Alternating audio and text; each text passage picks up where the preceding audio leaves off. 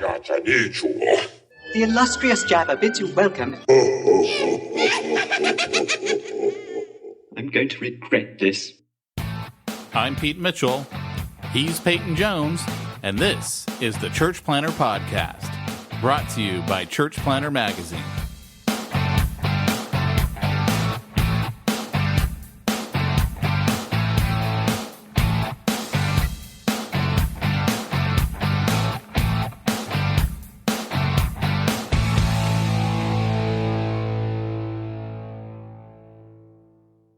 Today's episode of the podcast is sponsored by Portable Church Industries over at portablechurch.com. So I'm getting ready to plant a church again. And here's the deal. The most valuable resource you have is people. So the important thing to remember is it's worth making an investment in the people that are serving your team, your setup, your teardown, all of that. And Portable Church has actually made that a whole heck of a lot easier so that you're looking after your greatest resource, your people. Make the setup and teardown of your church easy, logical, and play a game of Tetris when you're packing up and unpacking. And trust me, that will pay out dividends to your church plant in a way you never expected before. Again, head on over to portablechurch.com. And remember, if we don't believe in it, we're not going to tell you about it. portablechurch.com. If we don't believe in it, if they don't pay us, we're not going to tell you about it. Well, that's the thing, though. We don't just take anybody. I mean, it's not going to be like one day Joel Osteen goes, Pete. Let's be fair. We don't take just anybody because just anybody ain't calling us saying, hey, can we sponsor your podcast? No, man, honestly, Church Planter, for real, though. If I don't believe in it, I'm not going to have it on here as a commercial, for real. But you're right. Why do you think we cut out that former company that shall not be named? No, not be named because they screwed us over big time. Really big. And I'm not talking about us, like us as clients, not the podcast. Right. But as clients, they screwed us over big. Big, huge, huge. Yep. We weren't just the president. We were the clients. We should have been the president. They should have paid us. But they I don't know, Pete. Considering the story of how it all went down, maybe you and I should never touch anything like that again. Let me tell you, that's the last time anyone's going to include me on an email string that I shouldn't be a part of. Let's just put it this way. When you're dealing with merchant accounts, little jokes about embezzling money, they don't find those funny. Right, Pete? Didn't we find that out the hard way? Hey, you know what? Humor, it's one of those things that it's not for everybody. Refuge is almost recovered. Almost. Yeah. Well, like I said, it's the last time they'll include me. It's the last time they'll include me. That's all that needs to be said. Hey, so welcome everyone to the Church Planter Podcast. I am your main host, Pete Mitchell. And your secondary host, Peyton Jones, is licking his fingers. I'll accept that. Hey, I'm eating peanut butter. Dude, I'm moving. Like, you know my situation. I'm living in a trailer. I live in a van down by the river, man. I'm eating peanut butter and pretzels. This is how far I've fallen, man. How the mighty fall. Well, you might be eating peanut butter and pretzels down by the river, but it's really the ocean, and it's kind of like... It's more like Lethal Weapon when he was in a trailer, but he was on the ocean in a trailer. So it's kind of like, I'm in a trailer so what you're on the telling ocean. Me is tomorrow morning when I wake up on Tuesday morning, I should feel like Mel Gibson waking up in Lethal Weapon. You should, which means you should take a gun with you and just arbitrarily start shooting things. Right. Did you just turn off your camera? Oh, I got a motion sensor light in the office, in the temporary bat cave, as I like to call it. And it's totally black, except there's like this ghost figure. Like this. Normally I go like this. There's a ghost figure that's slightly moving around. Yeah. It's today's episode is brought to you by Paranormal Survivor. The reality is I'm sitting here and I've got a bunch of crap blocking my motion sensor. So every once in a while, this will happen, and I just got to sit in the dark and finish my podcast. So we did get a couple of reviews, probably because of our comment the other day of, and guy who gave us a 2-star review, no one cares about you. No one cares about your thoughts. I did post on the on Facebook. I posted one of our old transcripts, just a little thing about Spurgeon. It was that was hilarious. I was going through our I had a couple episodes on the Holy Spirit transcribed because I'm working on something. I'm like, I think I might have said some helpful things on there. I should go back and listen to what I said. And because I don't know if any of you guys have ever like contacted me on social media and you're like, hey, I really liked when you said such and such. I never know what people are talking. I don't remember saying anything. You want to know what's funny? Writing stuff. No one has ever reached out to me on social media and said, I really like what you said about such and such. That's never happened. We got fan mail aimed at you this week. Yeah, that was kind of cool. Okay, let me read it. First of all, guys. He mentioned me at all. He's like, I really like Pete. Pete's cool. And I really like Stop. Pause. That was your mom. Was that your mom? No, here's the title. Missing y'all from Bill Bick. I've been listening since 2015. Started with hardcore church planning. Been listening to your first few episodes over the last week. Pete, you the man. Your podcast has been a shield in my armor. Thank you. My first thought was, wow, he really can't tell the voices between you and me, because that was clearly a mistake. Oh, no. So the one piece of fan mail you get was actually for me. It was for you. You just got us backwards. Yeah. We got another one. I just sent it over to you this morning, so I don't know if you had a chance to read it. It's called Love Everything About CPP. This is from, looks like Rainsmith. I love everything about Church Planter Podcast. I like how it starts off with smack talk. Church planting and life in general is hard and tedious, and it's so refreshing to start off every episode with Seinfeld-type conversation.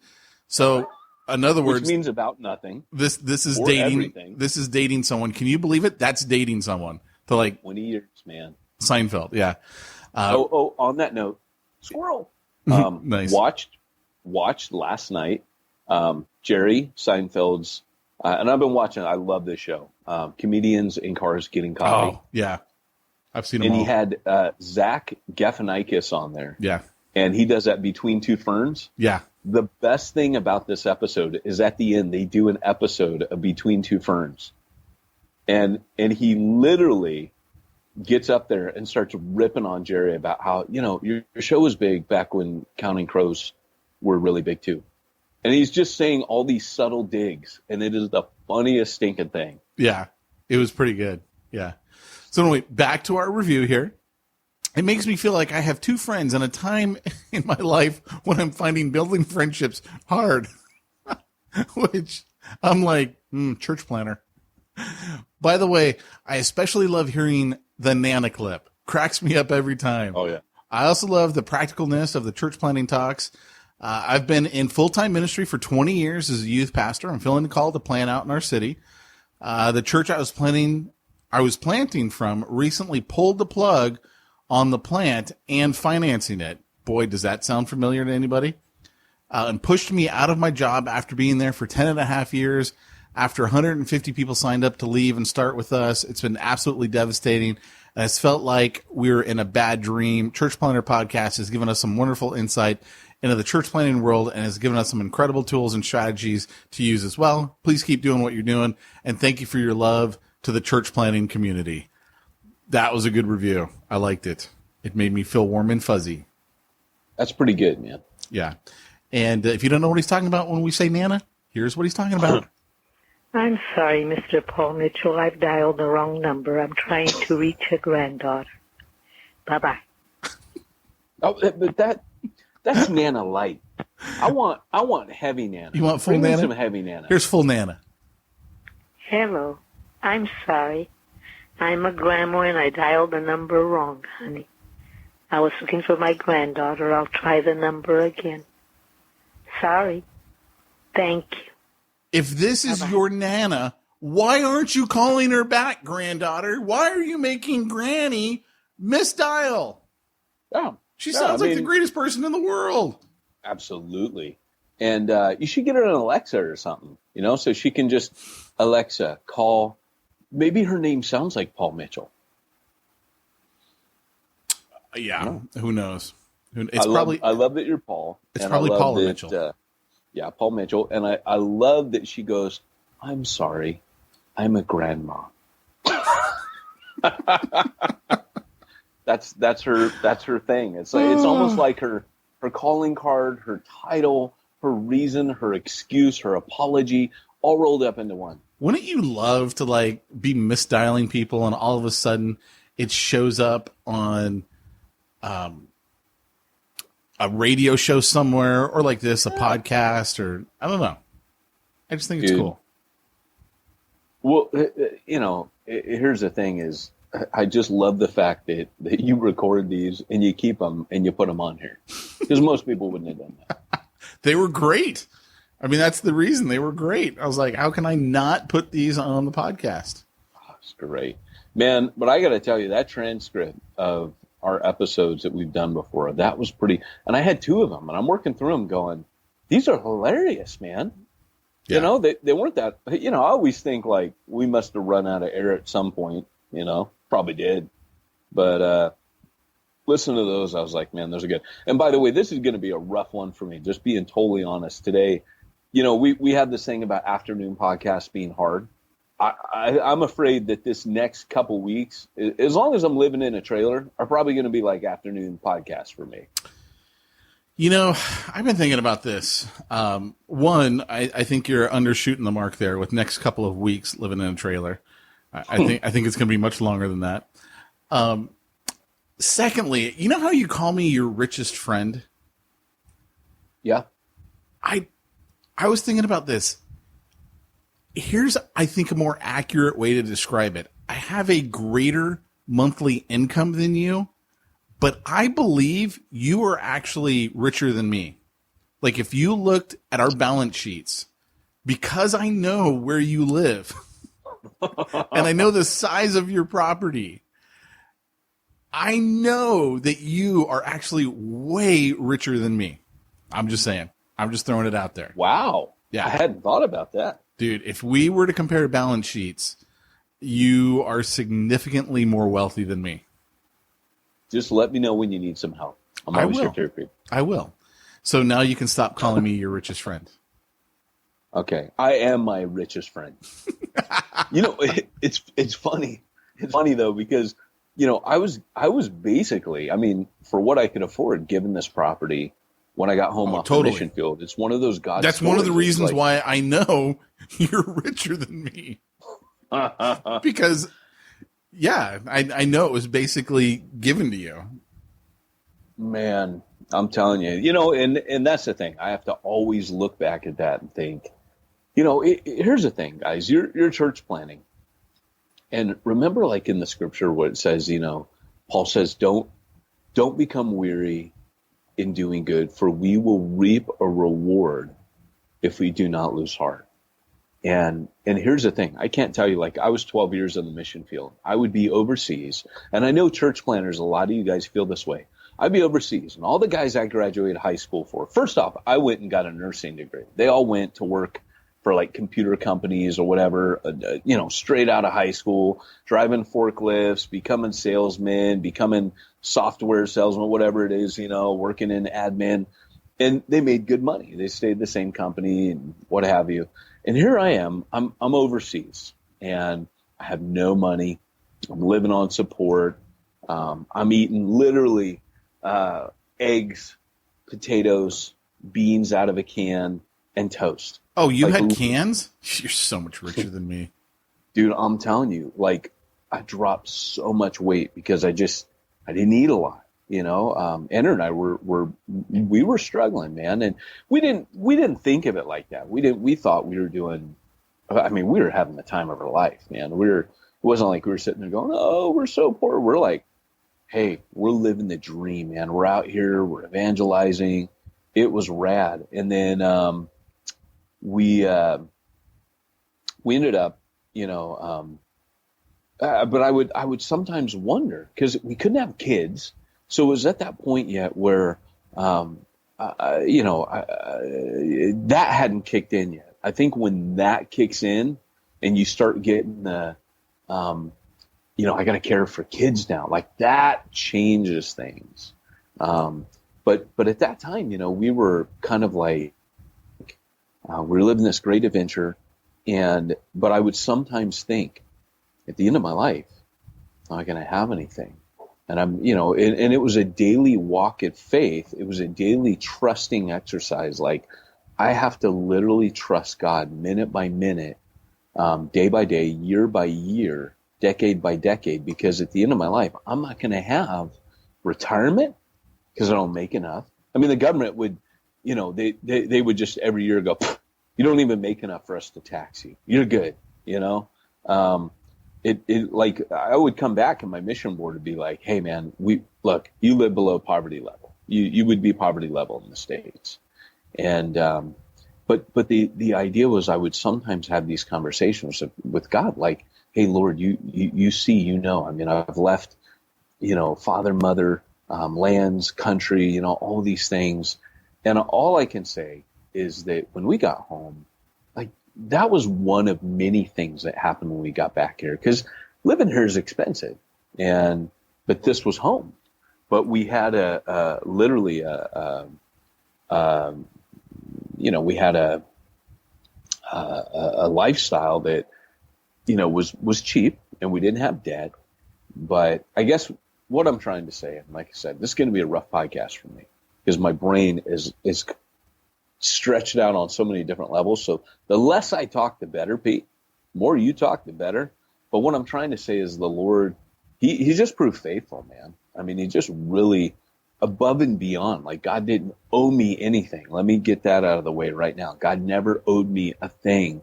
But I mean, I always opted for mission over finances. Always opted the gospel over funding. And I never had funding, never had church planter funding. That was never my thing. So, going back over the years and looking at that, it's been God's faithfulness. And all those verses of promise the Lord sees, even if the reward doesn't come on this side of heaven, man, that's what Paul's saying. Paul never got that. I mean, he said he knew how to live in abundance. He knew how to live in want. But the reality is, our true reward is, I call this stuff extra grace. There's grace that rewards us on the other side. It's extra grace. Sometimes you get a little down payment on that now. Yeah, so I got two thoughts. One I'll share in a second, which actually ties in with what you just said. But I got something else I got to share because I found it really funny. And for me, if I don't get the funny out, I'm gonna not be happy. I'm gonna need you to do all the funny today because there's no funny in me right now. So I actually don't even know how funny it is. It was literally the trailer the first has sucked every bit of funny out of my body. Yeah, I don't know. I've always thought I would really like to live on a trailer or in a trailer on your property. I've actually thought that. I've been like, yeah, pull it right up to the train fence and boom, there you go. The best was the other day when I was telling you everything and you go, oh man, hey, well, at least you don't live on a train track where a train goes by wait. Okay. My pastor asked me if I would volunteer for security for the kids area. So like once a month, I would have to, sit in the hallway and just make sure that the crazies stay away from the kids' rooms, right? I mean, why not? I can do that. How hard is that? So the gal who's in charge of the kids ministry is like emailing all the volunteers, and now I'm included on this. That was a mistake, right? But I have learned from our merchant account friends not to hit reply all and say the first thought that comes in my head. So she's like, oh, you know what? After much prayer and thought, we've put together a revised class structure, and this is what we're going to call them. We're going to call our seeds class will be the youngest attendees, roughly birth to preschool age. Next is twigs. These kids are preschool or TK, and it's going to go up through third grade. Then we've got saplings, and that comprises our new middle school group, which is 4th through 8th grades. And literally the first thought that went through my head is, with names like that, are we supposed to be burning the kids? What, I don't get it. Seeds, twigs, saplings. Let's start a fire. I'm like, okay, don't say that publicly. Don't just. Yeah, I think he's going to rethink after, because he listens to the fight. He's probably going to rethink your role here. Well, what was funny to me is, so he asked me, hey, do they have an old person's ministry called like the Deadwood? Ooh, I like that. I'd want to burn them too. So he like asked me, he's like, hey, let me show you where you're going to sit. You're going to sit right here at this table, and you just make sure that nothing bad goes down. So she sends me this email, oh, that'd be great. We'd love to have you. We'll put you on the third Sunday of each month, and all you got to do is sit there. And like it lists all your responsibilities. And then the last one was, oh, and we might need you to volunteer in the kids ministry every once in a while. And I was like, see, that's all that happened. What they really need was an extra Sunday school worker. He's like, hey, Pete, could you work? So they will do. They are shameless. They will sucker anyone. You whenever the Sunday school persons come, no. Hey, all I got to say is that one line right there. That's a deal breaker. Like, oh my gosh.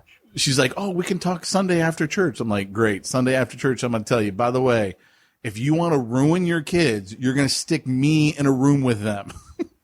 If you need me to write a letter of reference, like an anti-letter of reference for you, I'm happy to do so. You'll take care of that. I highly recommend you never use Pete Mitchell for children's ministry. Signed, Reverend Peyton Jones. The Reverend.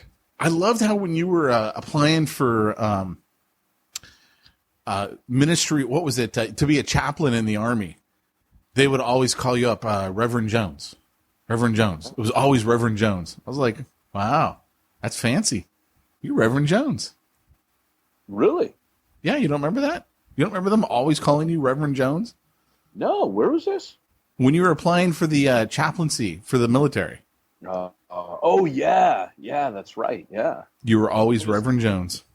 That was pretty cool, man. I got to say that whole experience was, some of you guys know this. I was going to plant in Oceanside, and I thought, hey, I'm now too old to do that. How weird is that? Yeah, I know. That was 3 years ago. I was just turning 42, which is the cutoff. And I was applying to become a naval chaplain because I thought if I'm in a church plant in this area, I got a Navy base, a Marine base, and an Air Force base. So I'm going to be a chaplain here. And, yeah, it was cool, man. I had to do a lot. I was going to try and enlist to be an assistant chaplain. And that's the guy that acts as your bodyguard. You don't want that job. I was like, dude, I'll be your bodyguard. This will be great. He carries a gun for you. I know. Cannot carry a firearm. I'm already carrying a firearm, so why don't I just do it for you? Yeah. Yeah. Well, that's it. He's like your shield bearer. You can be my Jonathan. Exactly. Oh, actually, Jonathan had the shield bearer. Read your Bible, Jones, Reverend Jones. Well, yeah. Anyway. And then he's not talked about much. It's like, okay, we're done with his best friend. Let's get back to David. Yeah. Yeah. Well, yeah, it was kind of an interlude.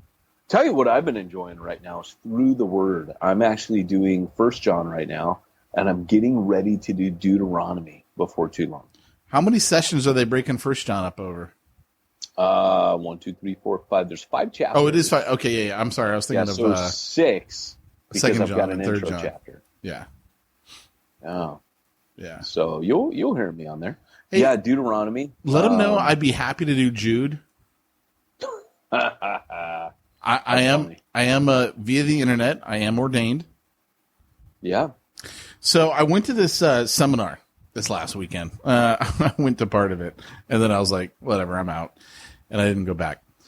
And it kind of ties in with what you're talking about because at one point, this lady who was running it, like my buddy invited me to it, so I was like, okay, I'll go. And it was like, make $100 donation to this foundation that helps stop sex trafficking. So I'm like, dude, why not? Right? That's a good cause. Here's $100, no problem.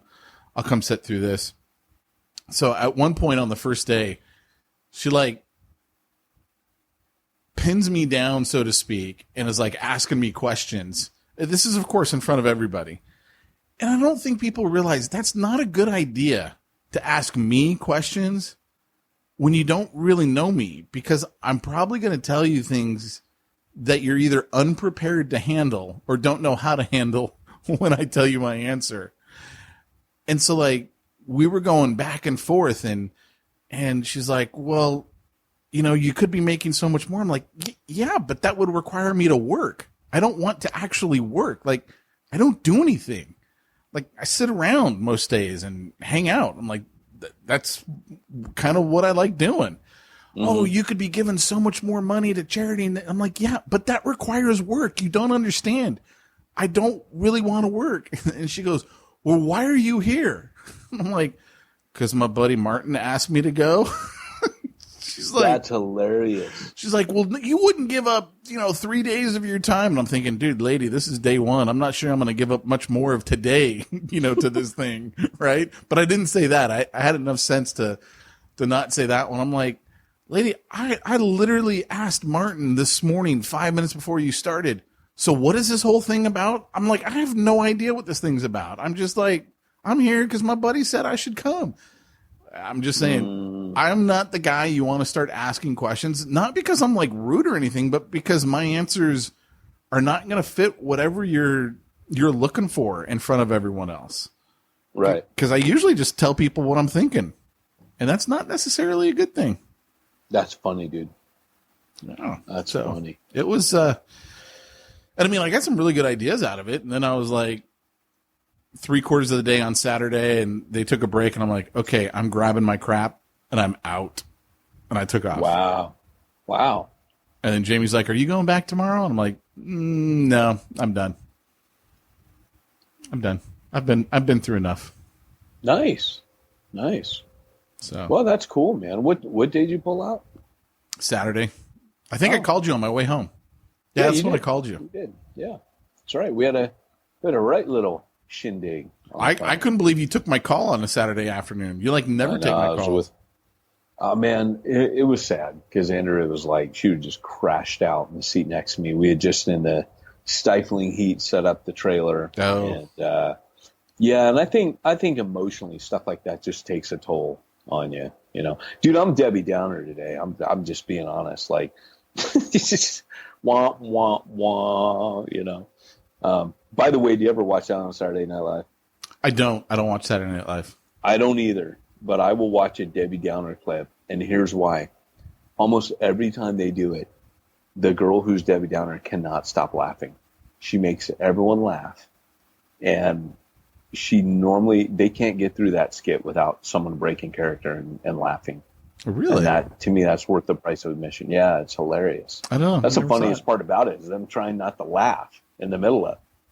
Yeah. So, but yeah, hey, so that kind of goes, I think, with what I want to talk about today, and that is just being emotionally worn out. I think a lot of church planners, they get to the point where, like, for example, I met with a church planner this week, and predictably, he had just gone through his second year, which I will tell all church planners that is the suckiest time as a church planner.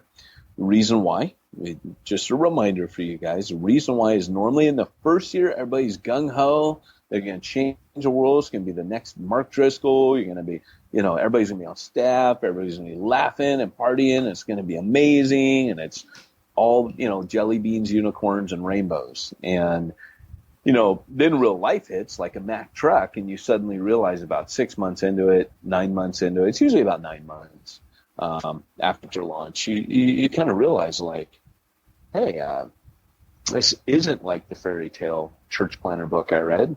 This is not, there's no Glinda the Good Witch of church planning coming and waving the magic wand on my church plant.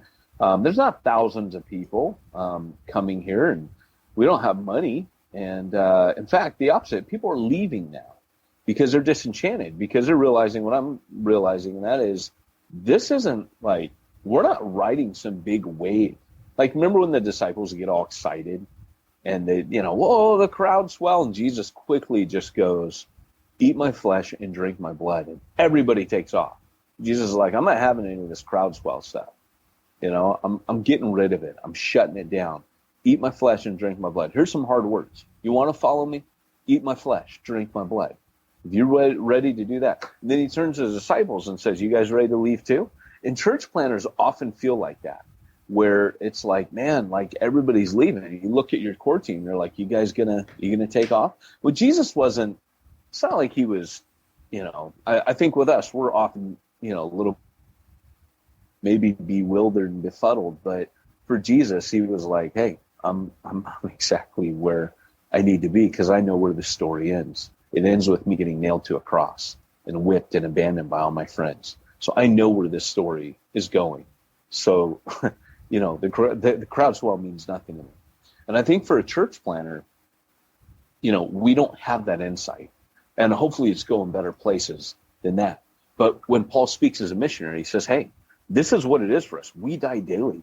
Therefore, we're like sheep to the slaughter. We're slaughtered all day long. I mean, this is our reality. This is what ministry is. We die daily. And then he says, but we live in the power of the resurrection.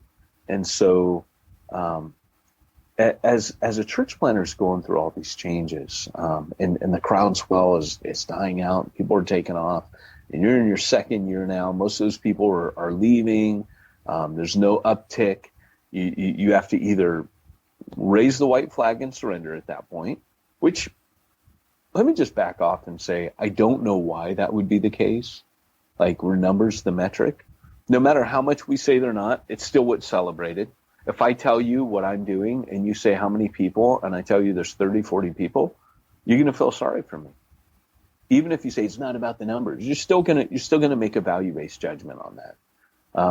And then if I say it's 2,000 and we're at 6 months in, you're going to be like, whoa! Well, it says nothing about the quality of what I'm doing. In fact, if I've grown that quickly, my personal belief is it's all people from other churches. I just had a great advertising campaign.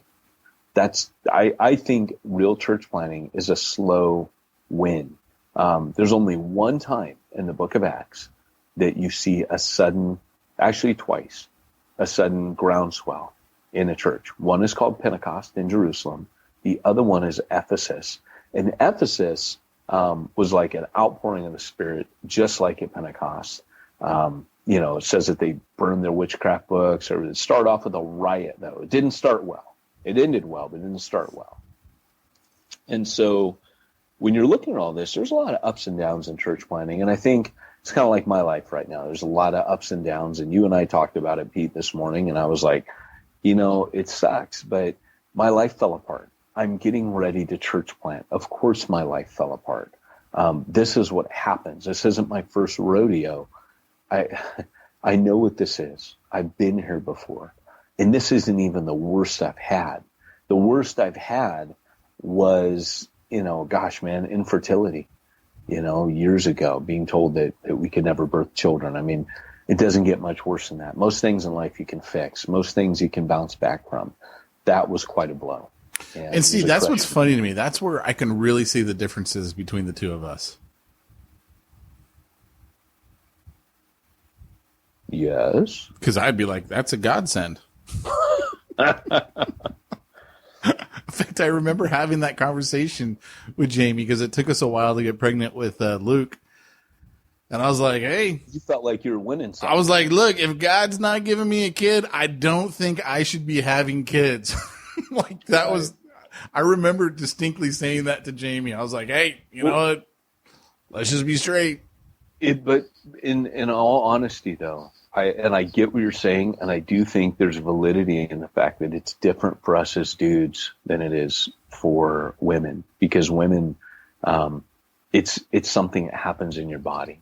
You Sure. give birth, you create that life inside yourself, and it's one with you, and it's different. It's like a rite of passage for a woman, the whole experience, the life cycle. And for me, watching my wife's heart break as she realized she would never experience that as a woman, I think that was hard. That was, to be honest, that was the point I got mad at God. I can't say that I was mad at God about a lot of things. I got mad at God when I got kicked in the teeth. And by the way, this is about emotionally being, so this fits. It may seem like a tangent, but I remember being mad. I was like, that's enough, God. That's enough. I was mad. And it's kind of like where you feel like, and, hindsight, I mean, we would not change a thing in the sense that, sure, it'd be great if we could have physically born ours, but that was not God's plan. God built our family the way he built it. And we love our family. We would not change for any other experience the family we have today. That I can say with absolute 100% certainty. But at the time, for me as a dude, I wasn't going through the same pain. It was more watching her go through that pain. Sure. That was the real hard thing for me, Yeah. But yeah, I mean, and so, when it comes to all these things in church planning, like your life tends to fall apart. And then once you're in it and you're getting back on your feet, there's drama, there's constant shifting and adjusting and adapting. And, maybe the offering dips low and you're like, well, you never have like a place where you're secure, where you feel like no one's coming to invade. The walls are built up strong. You don't feel that in church planning. And so, church planners are out there, you're waiting for it to change. It's not going to change for a long time. And chances are 90% of you out there, Debbie Downer, here it comes. 90% of you out there, you're going to be a small church because statistically that is the church. 90% of the churches out there are less than 200 people. And to be honest, like 150 people in your congregation, that's a good size of people. Beyond that number, 150 to 170, you lose the dynamic of a small church. So, for example, on a Sunday morning, about 150 people is the limit at which someone could stand up and say, hey, I want to share something on my heart. You'd have to get up and grab a mic. You'd have to, there's just a psychological dynamic where things change beyond that. And I personally don't believe that the early church in Jerusalem, that all those people that came to faith on that first day, that they probably ever really met in the same place at the same time again. We don't have any record of that. What it says is they met in temple courts and house to house. What it says also is that they met daily. And I think that they gathered daily because, all 5,000 of them, 6,000 of them couldn't meet one time at a set time a week. And so they were dispersed in homes, and the apostles were just there every day for them, to minister to them, to disciple them. But I don't think they had this ginormous 6,000 person crowd. I think they just were like, look, we'll be here at the time of prayer, which Acts 4 goes on to tell you that's when they typically went up there. There was a rhythm to when the apostles would be there.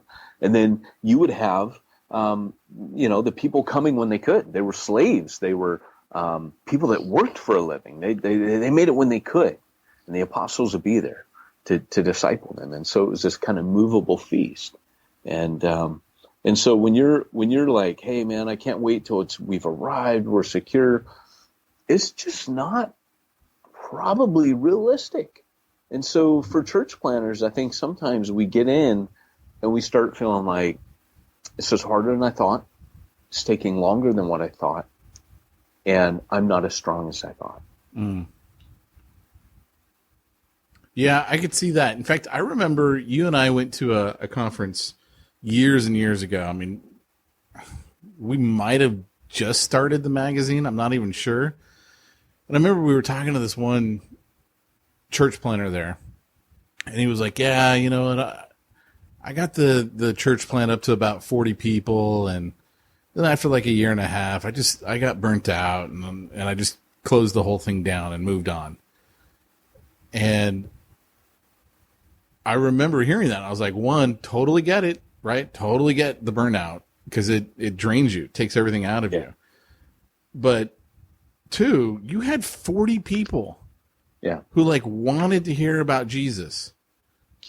and you were meeting on the beach every Sunday, why didn't you turn it over to someone else? Right. I mean, like, how many seminaries are there right now where there are guys in there who would love to step in and take over a 40-person church? Yeah. Like, yeah, I don't know there's no money, but see, they haven't had, we used to make the joke that when you graduate high school, June is when you're going to light the world on fire, and July is when you're wondering if your matches are wet. And it's kind of like, it is the same. Yeah. Yeah. So guys who are still in seminary, they're still like, oh, I'm going to light the world on fire. And you're at the point where, hey, are my matches wet? Well, turn it over to someone else then. But the reality is, in that guy's case, I think it was more about him.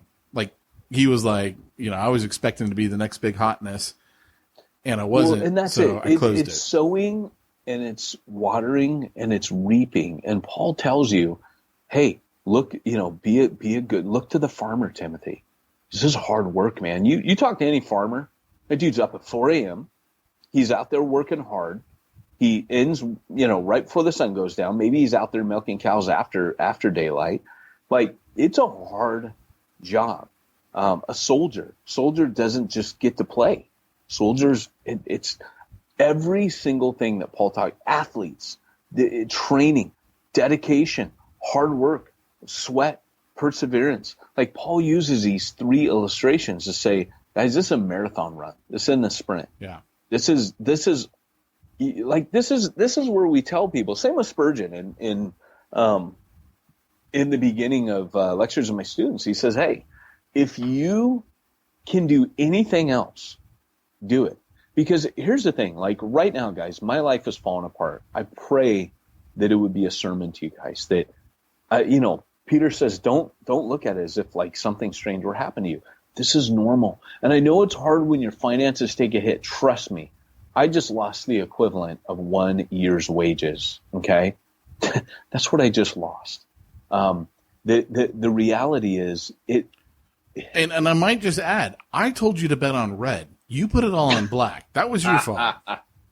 But it's like, I'm in this place right now where I'm not wrestling against flesh and blood. These things, there is a spiritual dynamic to my life. And it's not the first time I've been here. It's not the first box canyon I've been in going, God, part the Red Sea for me. It's hard. I've been a little short of temper. I've been a little bit funky. I've been a little bit, I don't want to go out and I don't want to talk to anybody, and yet at the same time, I need to talk to people, which is probably why I picked up your call the other day on a Saturday. But when we get emotionally worn out, there's a couple things about this. I like that you point out, first off, church isn't yours. It's not yours. You might have started it, but it's not yours. If I start a business, it's my business. If I start a church, guess what? Still Jesus' church. It's not my church. So I don't get to fold it down. I don't get to shut it down unless it's so inherently sick and my leadership has been poor or, there are other things. I don't mean to say that, oversimplistically, but there are times where you're like, okay, this should not continue and we have to shut it down. Sure, fine, get that. But unless that's there, if what you're doing is you're shutting it down because you're too worn out, like Pete said, there are others. There are other people. And part of the reason that I think a lot of guys shut down and get worn out is they tried to do too much themselves. Whereas Jesus, the first thing he does is he sets up a team of 12. And he says, hey, I need you guys to live together, work together, minister together for 3 years, and then I'm handing it off to this team. It's team. Always in the scripture, it's team. I could not make it as a bivocational minister unless I were a team. And I know we say this. We've been saying this a lot recently, but I really want guys to get this. If your team is faulty, do not start a church. If your team is not strong, do not start a church. Do not do it because it's not going to end well. Because you can't build your team after you've planted the church very well because you've got so many different things you needed the team for, right? I mean, trying to start a team then is almost kind of like building your engine in a car that you've rolled down a hill, right? It's just not a good idea. we're trying to what did they say? Build the airplane while it's in the air. It's not good. So first off, team, and second off, one of the things that team will allow you to do is to take a sabbatical. So one of the guys in the New Breed Network, he has been, he's taken a sabbatical, and he's able to pull from New Breed and say, hey, can some of you guys from New Breed come on over and help me in my church plant right now? And sure enough, we're there, right? He has a team, but he needs a little bit extra help. And so there's a network there, but he's got a band of brothers around him to say, hey, we can help you out. And yes, you should take a sabbatical. And yes, you are more important than your church plan, and you need to do this. Does that make sense? Yeah, it makes a lot of sense. I would say that the taking a vacation is one of the best things you can do in business for your business. So I got to assume that it would be that same way, if not more, in a church. And it's so counterintuitive, right? Guys Very think, counterintuitive. Yeah. Yeah. My church is going to struggle because, I'm not here. If your church is struggling because you're not here, you built it on the wrong foundation. Well, and it's what it comes down to is, okay, most people, I'm not talking about pastors who are listening to this because they'll be like, oh, I never thought of it that way. But most people, when they think of tithing, they think of it as I'm giving up something. I have now taken my income down by 10%. Right? They're seeing it as a loss. Right. Now, most pastors and I think most people who get it are like, no, dude, this is an investment. This is an investment back in the kingdom. This is giving back to God just a small portion of what he gave to me. Right. But it's a different mindset. So most people, when it comes to vacation, they're thinking this is 2 days out of my month or 3 days out of my month that I'm going to take off. And that's a subtraction from the church because I'm not going to be there to handle all the crazy calls and the chairs didn't get set up and the trailer got a flat tire and all that jazz, right? They're seeing it as a subtraction, and it's not. Because when you go, and by the way, guys, when you go on vacation, this is going to be the toughest thing in the world for you to do because it's tough for me, like really, really tough. But you might want to actually consider going without your smartphone because you just need to decompress. Just turn it all off. Hang out with the family. If you're going to someplace with a pool. Like I remember one time, Jamie and I, we were so right? We were We were so we couldn't even afford the rest of the word. We were And like we went to San Juan Capistrano for like one night. All we could afford was one night at like a Motel 6 because we wanted a pool. We just wanted to be able to like go to a pool. I would just say that is valuable time. Like if you're with your family, if you've got kids, you got a spouse, whatever, just go be with them, have fun, and not worry about anything with the church. Like if you've got a leadership team, they'll figure it out. They don't need you to answer the phone. They will figure it out when you don't call them back. Right? They'll get it. And they're big boys and girls. They'll take care of it. Just take the time off. And then when I call you, still answer the stinking phone, Peyton. No, I'm just kidding. But I know. I'm kind of notorious for that. I screen call. But obviously I can't. I'm always going to call you back. But yeah, I'm joking. And I think but I think that's a key. I think it's a key to how you do ministry too. I had a leader that I had to talk to and say, hey, you guys stop trying to be Jesus. Jesus is on call 24/7, but he's also immortal and omnipresent and omniscient and eternal, and you're not any of those things, So you got to stop trying to be Jesus. They call it the Jesus complex, where I have to save them all. I've been a firefighter, man. I can't save everybody. I've been a nurse. I can't save everybody. I have to have literally what's called triage, which is where you sort out what needs to be done, what can wait, right? What's critical and what's not. I'm not saying you always in ministry wait till things are critical, but sometimes when you get to that point, the critical thing is you. You know, it's not anyone else. It's actually you are the critical thing.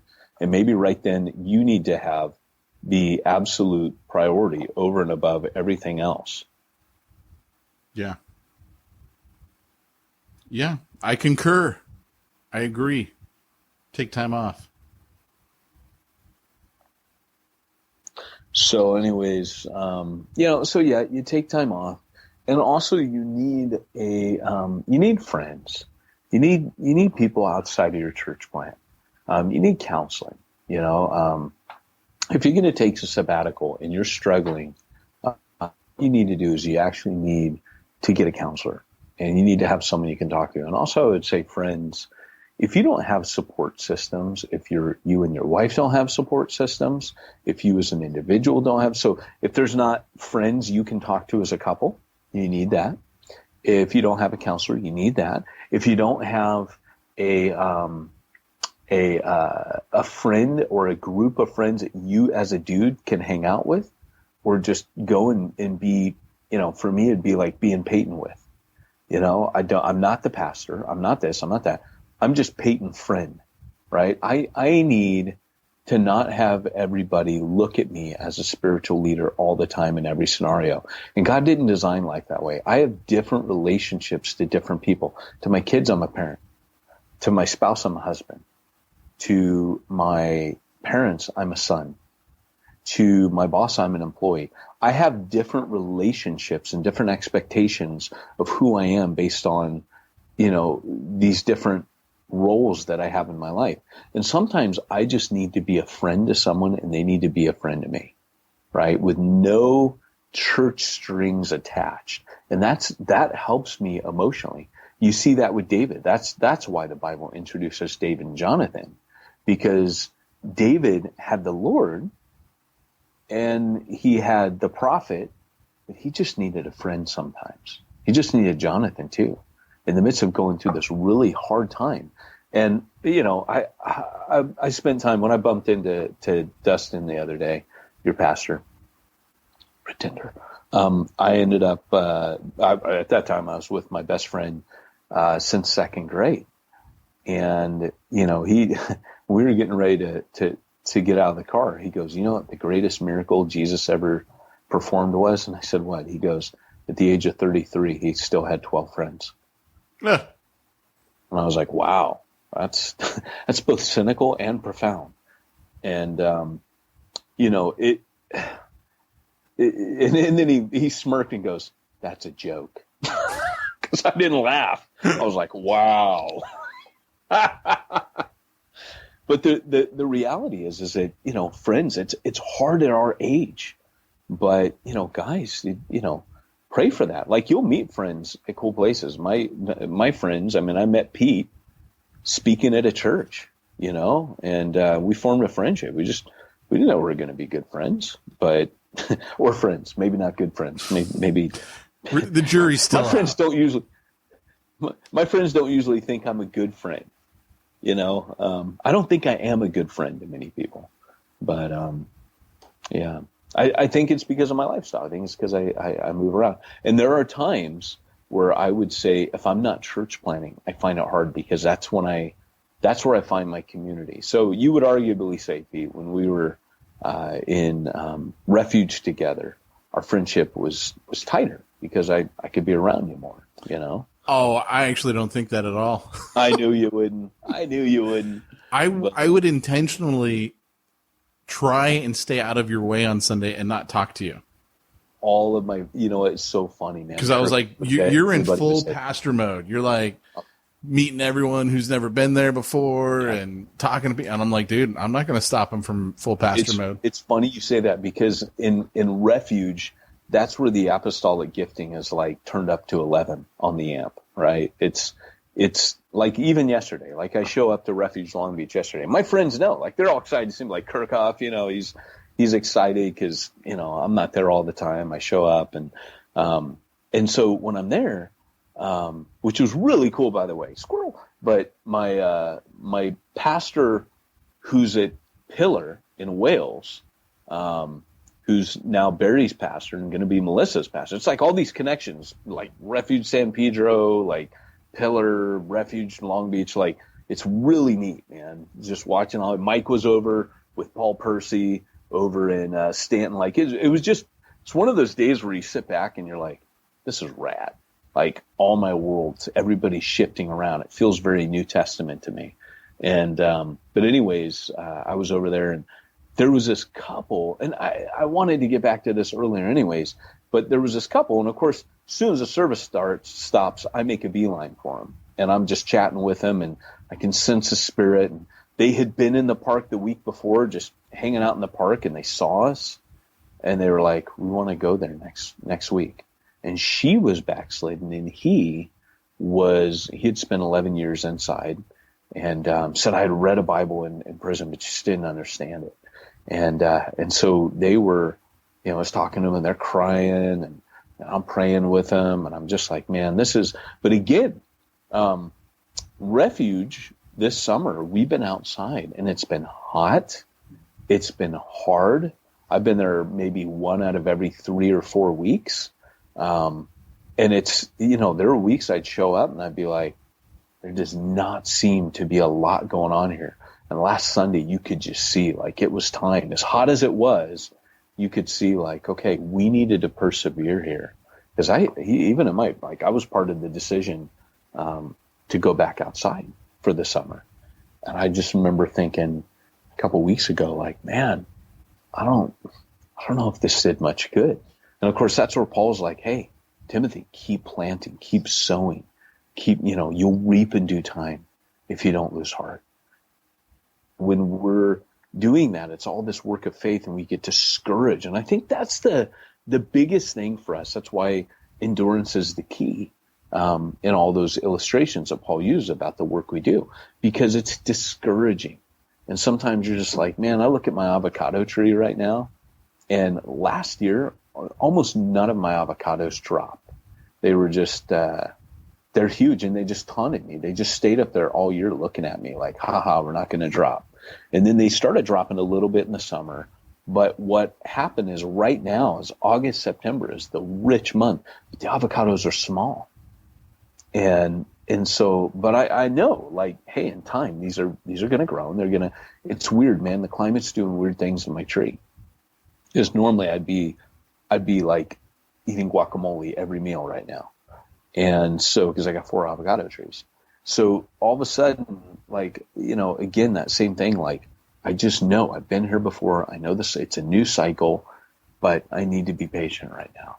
And guys, that's the thing. Like, as you're looking at it going, I don't know if I can keep doing it. If you feel that way, don't keep doing it. Don't keep doing it like you're doing. Take a break, take a sabbatical. Don't make the decision whether or not to continue when you're worn out. It's always a bad time. And here's another thought too. Sometimes when a guy gets that way and he's just emotionally beat up, sometimes what's really going on is you just don't have clarity about that church plant. You haven't been asking the right questions. Sometimes that's a sign that you've done the foundational work. You're handing it off. One sows, another waters, another reaps.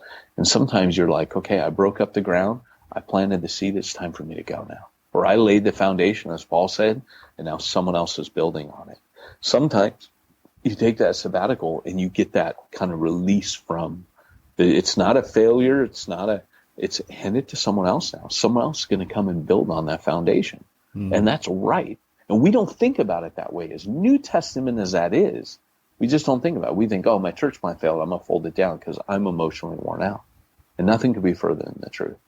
I think a lot of the church plants that Paul planted in the early church, they probably had about 40, 60, 70 people. Probably didn't have that many people as much as we think. But we're probably out of time, aren't we? Well, yeah, we're coming up near the end of it. So, guys, one last thing, and I know I've mentioned this before, but get a hobby. I mentioned friends where you can just be you. Have something that you love doing. It's just stupid and mentally unwinds you. Did you see that meme I tagged you in on Facebook where it was like Batman? Yeah, where the guy's like, if you would have told me that there was a superhero who was blind but saw everything through sonar, basically, and there was another superhero who was a rich billionaire and all he did was, jump off of buildings and make really cool cars and stuff like that. And then later you would have told me which one was named Daredevil and which one was named Batman, I'd punch you in the face. That's so funny. It is. Well, and speaking of that, I found myself in a comic store this week. Oh, nice. And hey, and I don't mean this as a joke, to make light of pornography or anything, but better a comic store than a strip club. And I'm not saying that in a way to say that as a joke. What I'm saying is, Andrew and I were talking about how men go through midlife crisis, and I said, that's the thing for me. Is when you look at the anatomy of a moral failure, and you open it up, these guys that have been sacrificing and they've been working hard and they've been taking less pay for a church and whatever, I believe that the psychology that happens is they've been sacrificing. Everybody's been calling on them. They've been serving everybody. They've been poured out. They've been making all the cuts. And then at a certain point, this happens with businessmen too. You'll know this, Pete, with entrepreneurs. At a certain point, they go, I just want something for me. I want to reward I don't get anything for me. It's all been sacrifice and drudge and work. And the bad thing, the psychology of that is that it's usually something illicit. And Andrew and I were joking, and I go, midlife crisis time, I go, I think I'll just want, like a virtual reality or maybe a bigger TV or, another game box system or whatever. And we were just laughing because the things that I have learned to do over the years have been stupid things like that, where it's just, hey, I'm just going to go blow up some space aliens for a little bit. And that's going to be mentally, that's my time, man. That's me. I'm just going to go do that. It's stupid. It's brainless. But it's where my mind goes to relax and to unwind and to just, if I'm tied up in a tight knot, it's going to untie that knot. I'm going to relax mentally. And like you said, it's like a mini vacation. I'm not going away for 2 weeks, but it's the best thing I can do for ministry sometimes. Like Spurgeon said, he said, get out and garden. That's what he was saying. Go out and garden. He said every minister ought to have a garden because it's completely disconnected from ministry. He felt that it taught you spiritual truths, but the reality is you actually are doing something unconnected with your hands. And if you're going to, for me, like I said, I ended up in a comic book store picking up a graphic novel, Batman, because right now my brain needs that because I'm going through it. And so understanding the physiology, the anatomy, the psychology, that's what we need to do. And find that thing. If it's golf, don't feel guilty and say, oh, I'm so busy and I don't have time. You're not going to have tons of time for that. But you're need to do that. So apparently my audio sucks, so I'm going to shut up now. Well, let me ask you something.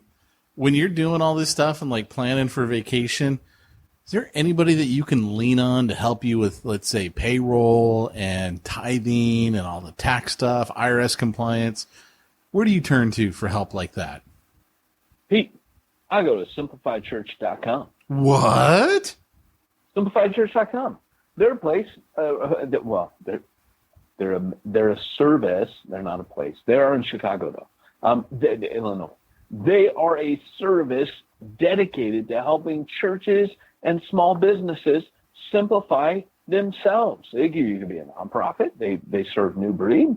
They serve Refuge Long Beach. They serve countless church planners. And by the way, Josh himself was a church planner. He understands it, and he loves helping church planners because he knows that you don't have all of the margin, like we've talked about, to deal with all the church finances on top of everything else. They'll help you with bankroll or payroll. They'll help you with your bank statements. They'll help you do your accounting. They'll help you with budgeting.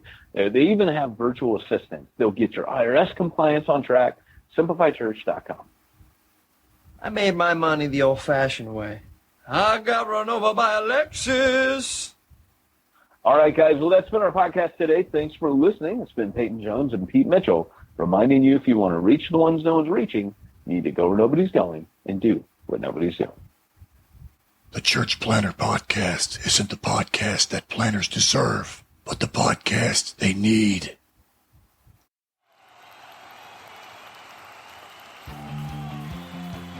Thanks for joining us for another weekly episode of the Church Planter Podcast with Pete Mitchell and Peyton Jones. We'd love to hear your comments on this episode of the Church Planter Podcast. Visit us online and let us know what you thought at churchplanterpodcast.com. If you subscribe to us via iTunes and have enjoyed the podcast, leave us a positive review. The more positive reviews we receive in iTunes, the more iTunes will promote us to other church planners who would benefit from this show. This podcast is brought to you by the Church Planter Magazine, which is available in the iTunes newsstand or online via churchplantermagazine.com.